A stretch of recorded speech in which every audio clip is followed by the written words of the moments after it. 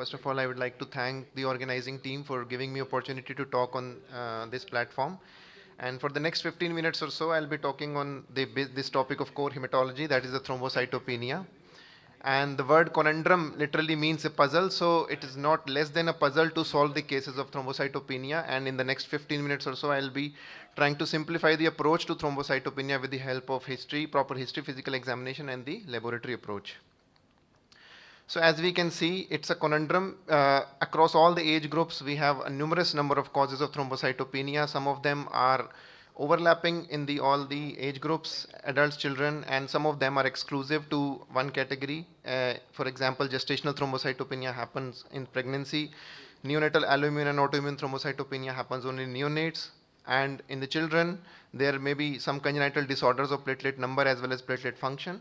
And so with this, how do we classify thrombocytopenia? The normal platelet count is 1.5 to 4.5 lakhs, as we know, but again, this has to be taken with a pinch of salt, but that we know that there is a Gaussian distribution to everything.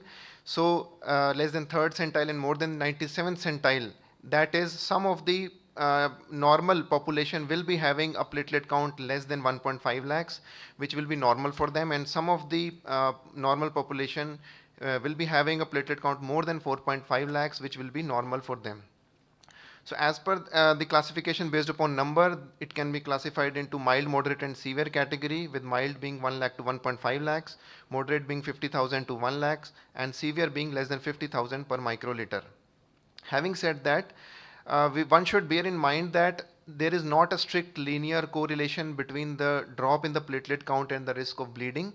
The risk of bleed is highly unpredictable, and it depends on upon the lot of factors, including the underlying condition, and hence the cutoff should be read in the context of the underlying disease. So we'll try to understand this with the help of examples. Suppose we have a 12-year-old kid with chronic ITP, has never bled in the past, and has a platelet count 20,000, which has remained stable over a period of time. Then we have another case who is again a 12-year-old. He has dengue fever with a platelet count of 20,000 and has an immature platelet fraction of 15%. What is this IPF? I'll come to that later. And we have same 12-year-old boy who has leukemia, underlying pathology, and platelet count of 20,000. So what do we think out of these three cases, which one has the highest propensity to bleed and which one has the lowest propensity? So the case one has a chronic condition, has remained stable, has never bled, so he has a low risk of bleeding. With the same platelet count, a child with dengue but with high IPF, which is a recovering marrow, will again have a low risk of bleeding but higher than that of the first case one, and whereas the case 3 will have a highest risk of bleeding. So then if at the same platelet number the different individuals have different risk of bleeding, then what actually determines the risk of bleeding? So when to worry about bleed?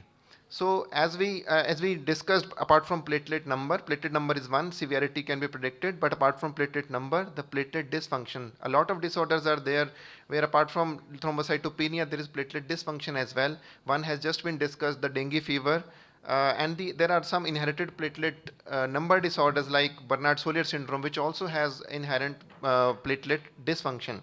So those patients have a higher risk of bleeding. If the patient has associated coagulation abnormalities, for example, if the patient is in DIC with consumptive coagulopathy, then he has a higher risk of bleed. And if your marrow is not responding or not producing platelets well, that can be read through a surrogate marker of immature platelet fraction in the peripheral blood. So if marrow's production is robust, even despite having a low platelet count, the propensity to bleed will be low. For example, if we see in majority of our immune thrombocytopenia cases, they have a very low platelet number, but despite that low platelet number, their marrow is robust, it is producing at a higher rate. Hence, most of these patients have a low risk of bleed. Apart from these physiological factors, there are some host factors, like if there is past history of clinically significant bleed in the host. If a host or patient has bled in the past, then there are higher risk that he will bleed again with the same low platelet number. Or if a patient is having bleeding in form of wet purpura in the oral cavity or hematuria. So these are the sites, if they are involved, then higher risk of bleed is there in the future as well. So coming to surgical procedure, is there any safe cutoff to say that this is the safe cutoff for a platelet count to go for a surgical procedure? Unfortunately, in the evidence-based studies, the cutoffs have been arbitrary and it is not an evidence based. One particular cutoff can be suggested, but in general, platelet count more than 50,000 is suggested a safe platelet count generally, whereas in some high risk procedures such as neurosurgical procedures or major cardiac or orthopedic surgery, one has to maintain a platelet count more than 1 lakh. Whereas some other procedures like cataract surgery, dermatological procedures, or bone marrow aspiration and biopsy, they can even be performed at a lower platelet count. Here I would like to emphasize that many of the colleagues, they are afraid of doing bone marrow procedure with a platelet count of 5,000, say 6,000, but actually it's not a contraindication. One can do a bone marrow procedure at any number of platelet count. The only thing one has to bear in mind is that a proper hemostatic plug has to be formed, or proper hemostasis has to be maintained at the skin level so as to avoid the skin hematoma.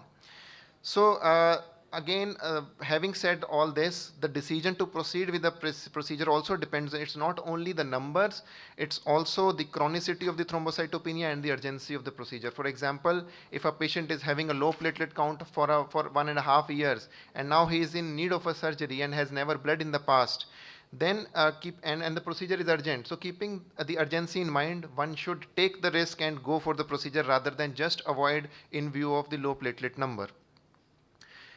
Can the patients with thrombocytopenia have thrombosis as well? So yes, these are the conditions in which the patient can present with thrombosis. So heparin-induced thrombocytopenia, in which there is antibody formation against the platelets, which causes the platelet activation and thus the thrombosis formation.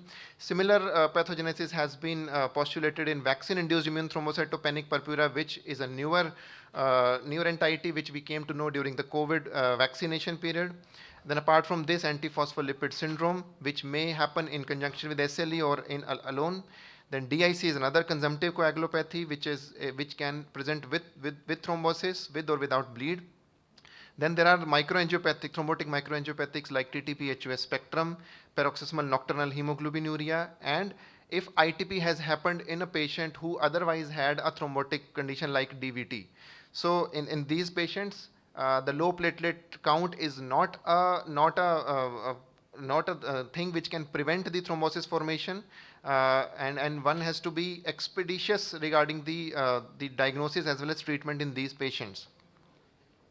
So coming to the causes of thrombocytopenia, broadly we can categorize them into the categories of either the marrow is not producing them well, or the bone marrow is producing them at a normal or even at a higher rate, but they are getting destroyed somewhere in the circulation or in the periphery. So coming to the causes with decreased production from the marrow, inherited platelet disorders are not very common, but they are also not uncommon, I would say. They may present with isolated thrombocytopenia, examples being congenital amegakaryocytic thrombocytopenia, the Bernard-Soulier syndrome, thrombocytopenia with absent radius, and there is another condition called atrus, which is also a congenital condition. So the common things in these is they are lifelong disorders. They may or may not get diagnosed in childhood. Although the thrombocytopenia is long standing, it is since childhood, but many of these children do not get diagnosed during their childhood, and they become adults, and sometimes they are diagnosed during their adulthood. And many of them are misdiagnosed as ITP for a long time before getting a correct label of their diagnosis. And some of them may have associated phenotypic abnormalities. For example, I told absent radius, and CAMT can also have phenotypic abnormalities. So this is a rare subset. They are uncommon, but one has to keep in mind that not all isolated thrombocytopenias are ITP. Some of the patients will be having this subset of condition. So this is a data from a ITP registry where they have found that there were many patients who were actually mislabeled or misdiagnosed as ITP, but later on, with the advent of all the diagnostics, they could be labeled with the proper diagnosis. And 1 in 7 patients suspected of having primary ITP was actually misdiagnosed at some point during their disease course. The second cause of decreased production is the general hit to the marrow. If the bone marrow milieu has been hit by some infiltrative disorder, or bone marrow as a whole is not producing all the lineages well, which can happen in conditions of B12 deficiency or folate deficiency, which can happen in case of myelodysplastic syndromes. The infiltrative disorders like leukemias, lymphomas, as well as the solid malignancies like sarcomas and neuroblastomas. It can happen when bone marrow failure, like aplastic anemia or PNH. And it can happen with some infections like parvovirus. So these are the disorders in which platelet as a lineage are hit, but the other two lineages are also hit. Hence, one can find either a bicytopenia or a pancytopenia in these patients. And how one can see whether the bone marrow is not producing well, the mean platelet volume and again immature platelet fraction plays a role here. These patients will have a normal mean platelet volume and a decreased immature platelet fraction. The third category of decreased production is a liver disease, because we know that liver produces thrombopoietin, which is essential for the production of platelets with the thrombopoietin receptors, and hence decreased TPO production may lead to thrombocytopenia, and which may or may not be accompanied with compensatory splenomegaly. So, and now coming to the second major category is increased destruction or consumption, the prototype disease being immune thrombocytopenia. And the paradox in immune thrombocytopenia is that it is a very common cause of thrombocytopenia in children as well as in the adults. However, it is a diagnosis of exclusion. So although it is very common, but one has to exclude, one has to be very sure that he is not dealing with any other alternative etiology, and then only we can label the patient as having ITP. The newer classification classifies the ITP into three categories based upon the duration. The newly diagnosed ones being less than 3 months, the persistent ones being 3 months to 12 months duration, and the chronic ones more than 12 months duration. So the classical presentation of ITP or acute or newly diagnosed ITP will be, it will be abrupt in onset. Otherwise, the patient will be clinically well, will have a severe thrombocytopenia, but the bleeds will most of the times they will be minor. And if a bleed is happening, the anemia will be in proportion to the bleed that has happened. Suppose an epistaxis has happened or hematuria has happened, so the drop in hemoglobin will be in proportion to the bleeds, as compared to the etiologies like leukemias where the anemia is out of proportion to the bleeds. And there will be no other oddity or atypical signs and symptoms. So what are the oddities or atypical signs and symptoms? I will come to that. So with this classical presentation, if one is sure that he is not dealing with any other thing, one can label the patient as having ITP and then start the treatment.